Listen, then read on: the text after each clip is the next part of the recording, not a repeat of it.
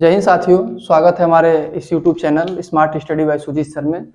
हमने जो कल पढ़ा था कक्षा 10 का भूगोल स्टार्ट किया था, उसमें संसाधन और विकास के बारे में हमने पढ़ा था। संसाधन और विकास हमने देखा क्या था। संसाधन क्या था, हम यानी मनुष्य अपनी आवश्यकताओं की पूर्ति करने के लिए जिन भी वस्तुओं का उपयोग करता है वो संसाधन होते हैं। आर्थिक रूप से, सामाजिक रूप से और समाप्यता के आधार पर वो मान्य होने चाहिए। तो हमने ये पढ़ा। अब हम आज जो पढ़ेंगे टॉपिक वो ये पढ़ेंगे संसाधनों का वर्गीकरण, मतलब कितने प्रकार से उनको वर्गीकृत किया जा सकता है। तो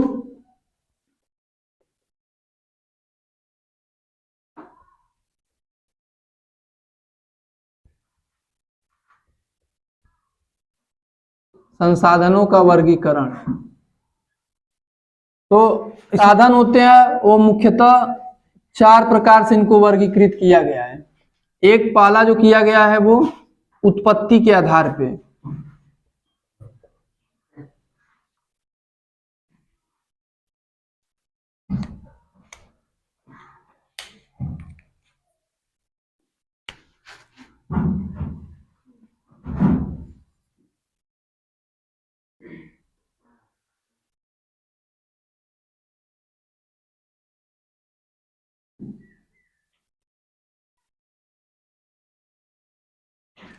उत्पत्ति के आधार पे।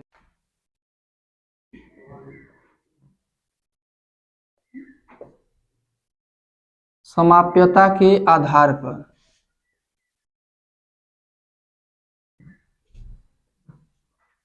तीसरा आधार पे।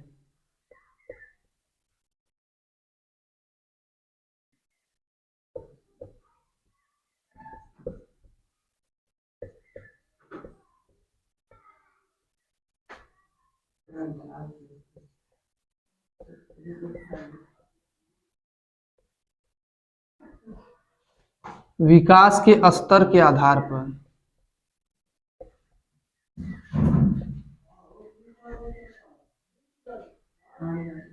यानी कि जो संसाधन है उनका जो वर्गीकरण हमने किया है वो उत्पत्ति के आधार पर, समाप्यता के आधार पर, स्वामित्व के आधार पर और विकास के स्तर के आधार पर। 4 प्रकार से इनको हमने वर्गीकृत किया गया है। कौन कौन से? उत्पत्ति के आधार पर, स्वामित्व के आधार पर और उसके अलावा समाप्यता के आधार पर और विकास के स्तर के आधार पर। तो ये वर्गीकरण इनका किया गया है। अब इनके अंतर्गत हम जो देखते हैं, पहला स्वामित्व उत्पत्ति के आधार पर। उत्पत्ति के आधार पर 2 भागों में, जैव और अजैव।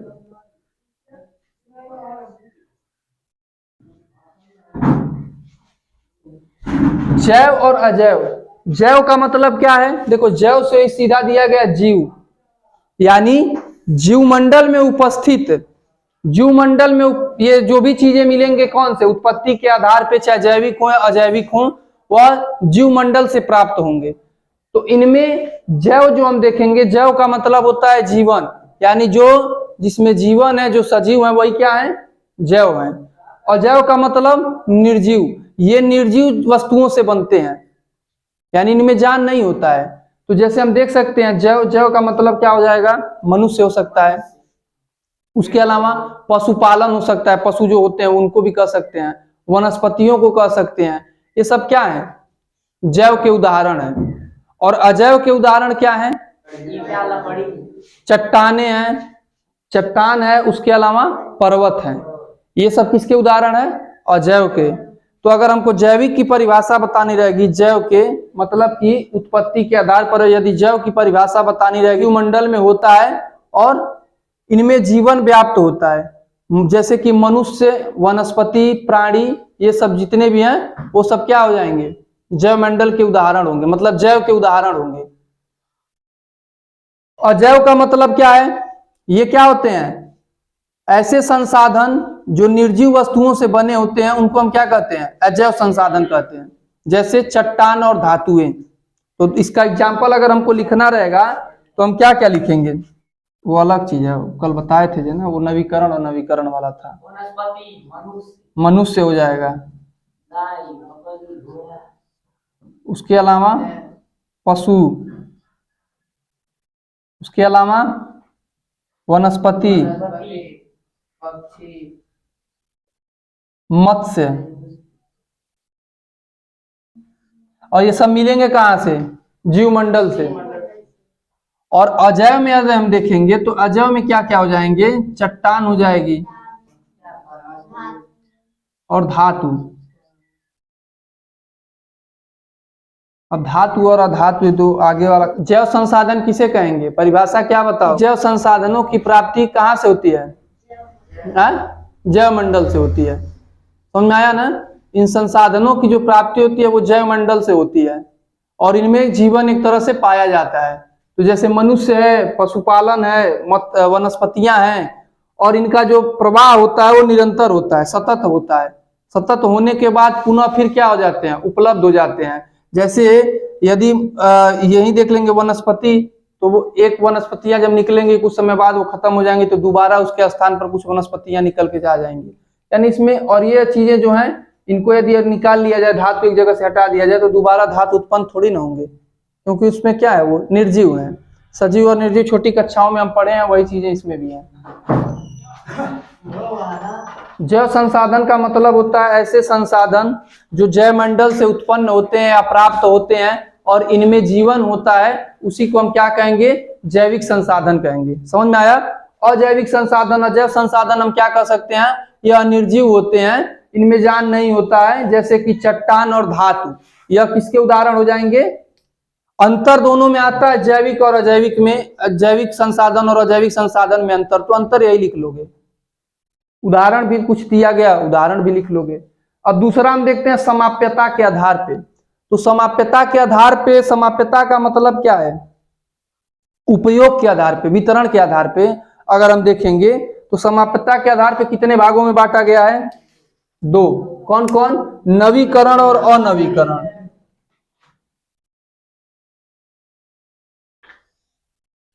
पहला होता है नवीकरण। अब देखो, नवीकरण और अनवीकरण में क्या होते हैं? लिख सकते हैं इसमें परिभाषा, वे संसाधन जिन्हें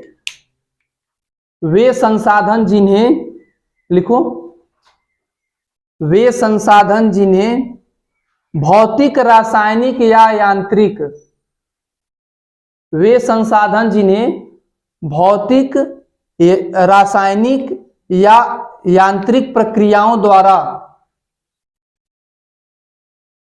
नवीकृत किया जाए या पुनः उत्पन्न किया जाए, उसे हम क्या कहेंगे?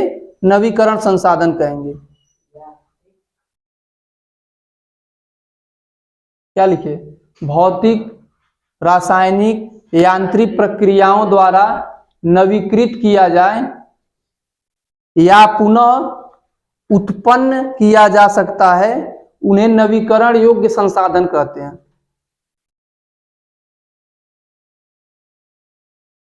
सिंपल सी बात है। भौतिक, रासायनिक, यांत्रिक की मदद से हम क्या कर लें? उन चीजों को पुनः क्या कर लें?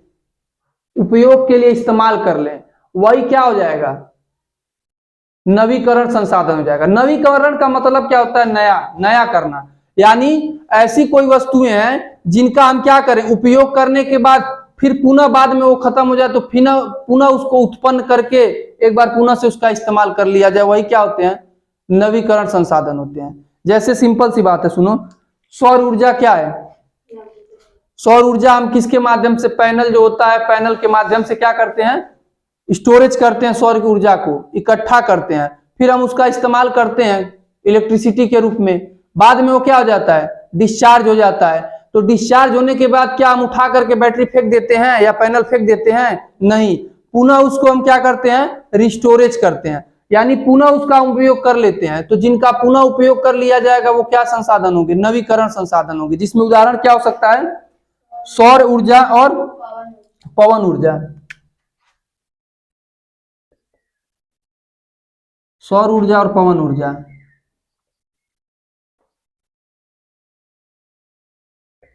अब इसी का अपोजिट देख लेते हैं, अनवीकरण। अनवीकरण क्या मतलब क्या होता है? इन संसाधनों का विकास भूभाग में लंबे समय के उपरांत हुआ है। लंबे समय का मतलब क्या है, इसको यानी भूवैज्ञानिकों के अंतराल में होता है, यानी इसमें बनने में इसको लाखों वर्ष लग जाते हैं। यह जो संसाधन होता है इसको बनाने में लाखों वर्ष लगे हैं। जैसे कि हम कह सकते हैं पेट्रोलियम हम इस्तेमाल करते हैं, धातु हम इस्तेमाल करते हैं, उनको बनने में क्या कुछ समय का लगता है, समय बहुत लाखों वर्ष लगते हैं। ये जो पेट्रोलियम जीवाश्म होते हैं, खनिज होते हैं, इनकी प्रक्रिया बहुत लंबी होती है, लाखों वर्ष बाद बनेंगे। जैसे अगर मान लो एक जगह से खनिज कुछ निकाल लिया गया तो वह खनिज पुनः कितने सालों बाद बनेगा या कब का वो बना है इसका अनुमान भी नहीं है। यानी यह बहुत लंबी प्रक्रिया होती है अनवीकरण वाला। इनमें भी दो तरह के होते हैं, एक धातु होती है और एक अधातु होती है। यानी जो धातुएं भी होती हैं इनमें दो तरह की क्या होती हैं, एक पुनः चक्रीय होती है और एक अचक्रीय होती है। पुनः चक्रीय का मतलब क्या है, जिनका इस्तेमाल एक बार करने के बाद एक चीज के लिए किए उसी को दूसरे चीज में इसका इस्तेमाल कर रहे हैं, वह क्या हो जाएगा, पुनः चक्रीय हो जाएगा। नहीं समझ में आया? जैसे उदाहरण के लिए हम अंगूठी ले सकते हैं, सीकड़ अगर उसका बनवाए हुए हैं तो सीकड़ से यदि हमको बाद में रिंग बनाना हो तो उसको हम रिंग बना सकते हैं। रिंग से अगर हमको ब्रेसलेट बनाना है तो ब्रेसलेट बना सकते हैं। यानी पुनः चक्रीय किए जा रहे हैं, यानी एक से अधिक बार उनका उपयोग कर रहे हैं, इस्तेमाल कर रहे हैं विभिन्न विभिन्न रूपों में, वही क्या हो जाएगा, पुनः चक्रीय हो जाएगा। और जो अचक्रीय है वह क्या है, उसके उदाहरण अगर पूछा जाएगा, अब इसके अंतर्गत दो चीजें आ जाएंगी और नवीकरण के अंतर्गत, पुनः चक्रीय और अचक्रीय। मतलब चक्रीय और अचक्रीय। चक्रीय क्या बताओगे, जिनका इस्तेमाल करने के बाद पुनः उसको दूसरे रूप में भी उसका इस्तेमाल कर सके, वह क्या हो जाएगा, पुनः चक्रीय हो जाएगा। और अचक्रीय का मतलब एक बार इस्तेमाल किए, लिखो फिको पेन की तरह समझ लो, एक बार इस्तेमाल किए उसके बाद लिखो और फेंको, लिखो का नाम है ना, लिखो और फेंको, तो यही अचक्रीय भी इस्तेमाल करो और फिर खत्म। जैसे उदाहरण के लिए पेट्रोल, पेट्रोल जब हम अपनी बाइक में डालते हैं तो क्या उसको जब हम चाहते हैं उसकी जो एवरेज होती है 40 किलोमीटर प्रति जो भी एवरेज देती हो, तो वह पेट्रोल क्या फिर बचा रहता है, फिर दोबारा उसका इस्तेमाल कर पाते हैं, नहीं कर पाते हैं। लेकिन किन चीजों का हम दोबारा इस्तेमाल कर लेते हैं, धातुओं का। धातु क्या होते हैं, जैसे सोना हो सकता है, लोहा हो सकता है, इन धातुओं का हम पुनः क्या कर सकते हैं, इस्तेमाल कर लेते हैं। तो वही हमारे लिए क्या है, पुनः चक्रीय है। और अचक्रीय क्या है, जिनका इस्तेमाल केवल एक बार किया जाए। जैसे और क्या हो जाएंगे, ईंधन के रूप में हो जाएगा, पेट्रोल, डीजल, कैरोसिन, ये जो भी उदाहरण आएंगे वह अचक्रीय के आएंगे। तो नंगे उदाहरण क्या क्या है, जीवाश्म, उसके अलावा ईंधन, उसके अलावा क्या कर सकते हो, कोयला भी कर सकते हो, पेट्रोल जो भी है सब इसी में आ जाएंगे, ईंधन के रूप में ही होते हैं वो। अब इसके रहेगा नवीकरण और अनवीकरण में क्या अंतर है, तो हम क्या बताएंगे, नवीकरण संसाधन क्या लिखेंगे, वे संसाधन जिन्हें भौतिक, रासायनिक या यांत्रिक द्वारा नवीकृत या पुनः उत्पन्न किया जा सकता है, उसे हम क्या कहेंगे, नवीकरण संसाधन कहेंगे। जैसे सौर ऊर्जा, पवन ऊर्जा। अनवीकरण संसाधन, इस प्रक्रिया को बनाने में लाखों वर्ष लगते हैं, लाखों वर्ष बाद यह भूभाग से उत्पन्न होता है, जिनका इस्तेमाल सीमित रूप में किया जा सकता है। यह भी दो तरह के होते हैं, एक चक्रीय और एक पुनः चक्रीय और एक अचक्रीय। पुनः चक्रीय के उदाहरण क्या है, धातु, और अचक्रीय के उदाहरण क्या है, ईंधन या जीवाश्म, ये हम कह सकते हैं। तो दोनों क्लियर हुआ, नवीकरण और अनवीकरण। नवीकरण का मतलब जिसको नया बनाया जा सके वो नवीकरण है। जैसे क्या हम बता सकते हैं, सौर ऊर्जा, सौर ऊर्जा भी क्या कर सकते हैं, एक बार स्टोरेज खत्म हुआ दोबारा फिर उसको कर सकते हैं रिकवर। चक्रीय और पुनः चक्रीय क्लियर हुआ। तो ये दो चीजें हैं, जैव में हमने देखा और अजैव देखा, नवीकरण और अनवीकरण। अब हम अगला देखेंगे स्वामित्व के आधार पर।